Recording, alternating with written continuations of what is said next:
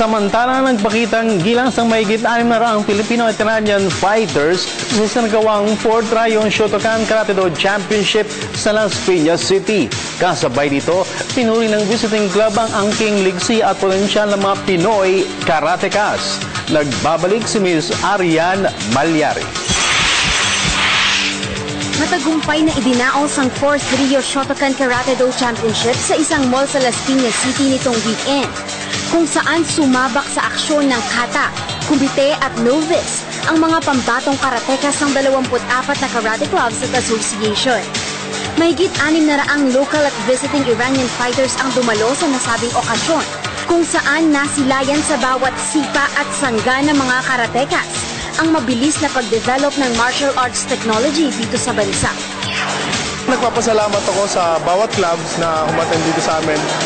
More than sa 24 clubs sila na umattend sa atin with foreign guest tayo, may naglalaro sa atin. So hopefully next year ganito rin karami.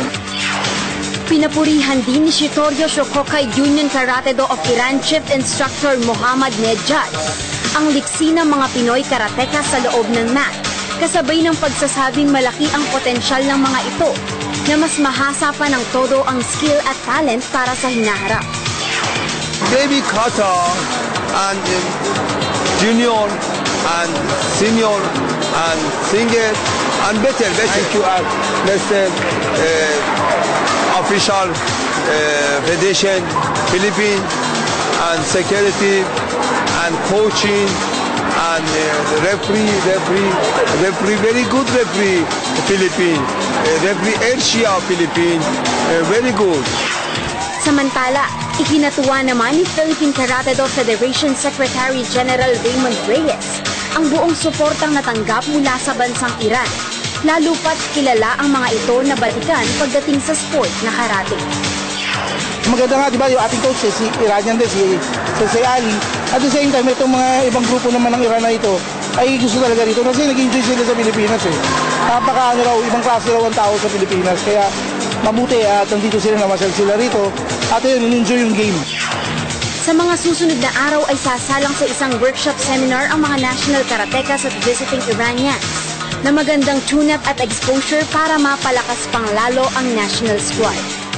Para sa PTV Sports, Arian Malyari, Telebisyon ng Bayan. Oy! Yes, ang gagaling ng karatekas natin, no? Magagaling. Oo, akalain mo kalaban Iranian. Tsaka too bad, wala nang karate sa SEA Games. Maganda sana kasi previously marami tayong mga nakuha medals yan, pero sayang, wala. Pero nakakapagtaka, bakit yun ang tinanggal nila? Parang naging nasakripisyo na lang because ang Singapore kasi medyo konti yung venues nila. So yun yung reason. Yan. At